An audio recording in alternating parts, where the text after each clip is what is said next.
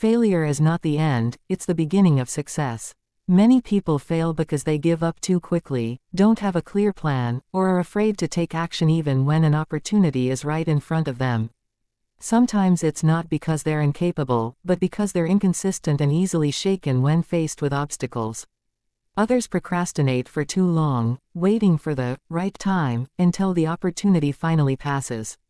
Many people fail not because they're incapable, but because they stop before they reach it. Keep going, until your dreams give up on you. Many people fail not because they can't, but because they stop before they arrive. Keep moving, until your dreams surrender to you. Examples of people who proved it. Thomas Edison failed thousands of times before inventing the light bulb.